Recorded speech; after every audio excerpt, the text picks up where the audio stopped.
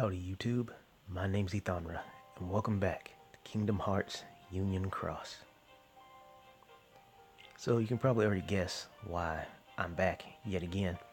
This is probably going to be the last video of the day, all things considered.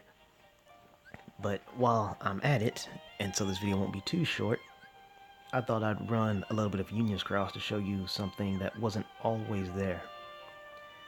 It's new, but not brand new. Like, it's not something they just introduced today. It's been here for a while, but it's not something that was always originally in Union's Cross, and that is you kind of get to fight a super boss early because there are these I don't even know how to explain it, these dimensional rifts scattered throughout the area maps. There's one per map, but almost every single one has one. Like here, for example. It's right through here. And someone's already working on it. But yeah, you can't tell now, because like I said, this person has been beating this Heartless quite thoroughly, and they have a partner right there as well, so yeah, you don't really get to see it, but this thing is kind of like a super boss because it has a lot of health, and it can hit pretty hard if you're not ready for it.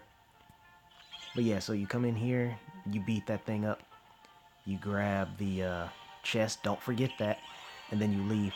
One of the bright sides though is if you fight that Heartless and the mission ends before you kill it, the Heartless will disappear and you can still run up and grab the chest. So again, make sure you don't forget it.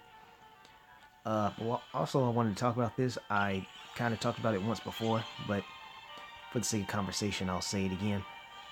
Is that I'm actually really happy that they brought back the older, weaker medals and made them more powerful, thanks to the 7 stars, and of course this new Kyrie helps out with that too. But the reason I know some people don't like that. I remember this one person was not too pleased that a 7-star 3 medal could beat his regular 6-star medal. So yeah, I get it, but I'm still happy for people in general because they're a lot more accessible. It helps a lot of other people who don't pay to win keep up with those that do, so I am happy about that. A victory for the little guy. I'm trying to avoid these things because I pretty much know where all the little warp portals are. Like this one's gonna be in the marketplace. I just try to get there as quickly as I can because, like I said, I don't always have time to beat it. But if you do beat her, yeah, see, that's how much health she has by default.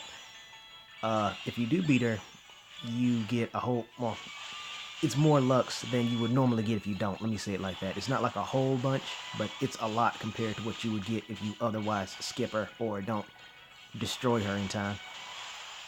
But yeah, going back to I'm glad they brought back weaker medals.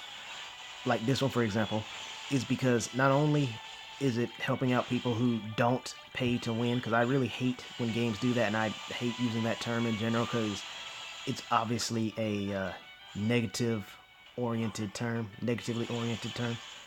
So when you say pay to win, especially if it's about something people actually like, and if they themselves are doing it, they're not going to be too happy with you calling them out on that. But that being the case, as much as I hate to say it, this game is kind of like that. Even more so, especially if anything changed it, it was the fact they brought in PvP, because originally this game was not all that competitive. Like, yeah, you might be trying to, well, I guess technically that still does count, doesn't it? I was gonna say when you're trying to get like the top party ranks and things like that. So yeah, it still kind of was, but not as much now thanks to PvP, which is straight up competition. And then again, like I just said, where you're trying to get like top 25 in the party so you can get that Keyblade armor. I don't remember if I said it or not. Pretty sure I did. I feel like I did. But I did get that Keyblade armor set because my party, bless their Lux starved selves, they were grinding it out like well, crazy people. Kind of like I was when I went from what, level 320, 330 something to 350 in just a couple of days so I could get those 5,000 jewels. But yeah, aside from all that, it's also the fact that I mentioned this in a past video, how I don't like that so many of the attack animations are reused, and the only difference is, aside from the damage, is like the aesthetics of it. Like, here's a great one. For those of you who know about my Storm Dance medal that I used to use all the time for my speed slots in my kits.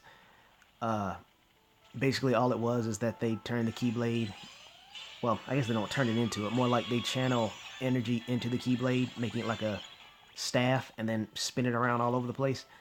That looks cool. It really does look nice. But the problem is, so many other medals do the exact same animation with only slight variations, like in color.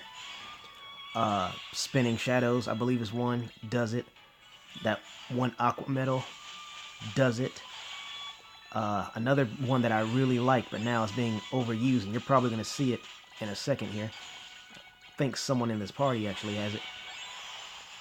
One where you turn, well, you channel energy into the Keyblade, making it into a blade of light or energy, and then your other hand, you just straight up make the blade there, and then you just swing them around. That attack looks pretty cool, especially when it was tied to only Roxas, because one, the Keyblade would be like the dark one, and then your empty palm would generate the light one, symbolizing, I was talking too fast, Oblivion and Oathkeeper. Oh, and in addition to that, it also made the noises, or the sound effects, whatever you wish to call it, where you hit something with Oblivion and Oathkeeper in Kingdom Hearts, it actually made those exact same noises while you're doing the attack. So that was really, really cool. But, like I just said, they're reusing the animations, and I noticed it is infinitely more common in the powerful medals than it is in the low tier medals. Case in point, how many medals do you know of that actually do the R Solemn animation, aside from this one Terra medal? I can only think of two. The one Terra medal you've been seeing me use, and then the new R Solemn. I need to go back to make sure I grab that chest. Okay, I wasn't sure if I did. The one R Solemn that I'm using, and then this new upgraded version of R Solemn where it's done correctly, because I've said before it should be a power medal, and it is, but I don't remember the art on the medal. But yeah, those are the only two in the game that do the R Solemn animation as they should. But then, like I said, with the... Oh, okay. I haven't gotten a chance to fight the super bosses here, or Omega bosses. I think that's what I used to call them. So this will be interesting to see what it'll be. But yeah, so many of them now are repeating. Like I just said, with the Oblivion and Oathkeeper attack that was tied to Roxas more than anyone else. Well, now it's there's several other Keyblades that do it. Like there's this one where it's the exact same thing, but instead of it being light and darkness, it's just fire. And then again, the exact same thing, but instead of being light and darkness, it's wind. Oh, battery's about to die. But yeah, and I notice it's happening much more common in those higher end medals as opposed to the lower level medals. I have no idea why, but it is. Oh, or here's another good one where they turn their... I keep saying they turn it into, but they don't do that. They channel energy into the Keyblade, and then they generate another blade in their hand, and then they whip it around, just like that. I think he just actually did it. And then they shoot energy beams out of both of those blades. That is another very common attack in this game.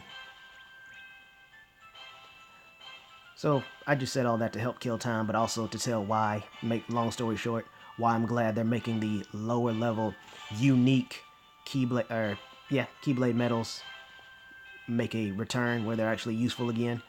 So you don't have to see everyone using the exact same attack everywhere you go. That gets kind of stagnant. Especially since the entire point of customization is to stand out. But anyway, thanks for putting up with my ramblings. Here is your reward. This is going to be the last pull I'll be able to do for this today. There's no way I'm going to be able to make this amount of jewels back by the end of the day. So, here we go.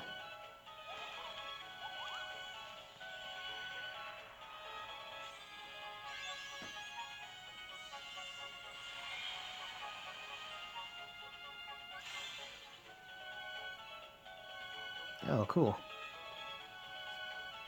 Actually did need more of him so I could take care of that. Yeah, I don't remember if this is one of those medals or not. One I told you that has one of those very common attack animations. I'll have to see, but I'm tempted to say it is. I'm glad I got this again, so then I can level that up. And then, of course, boosted, which does nothing.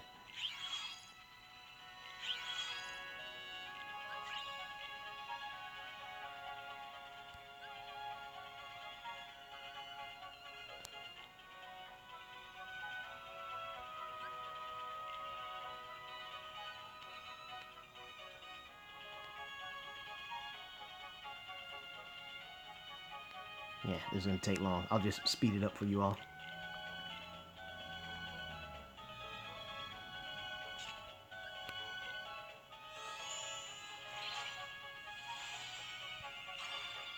Oh yes, I'll definitely take that. I really don't care for the poison paralysis, sleep resistance. They don't really help all that much at all anyway. I mean, it's nice when they do, but it's not consistent, like having max gauge as long as you keep that medal on.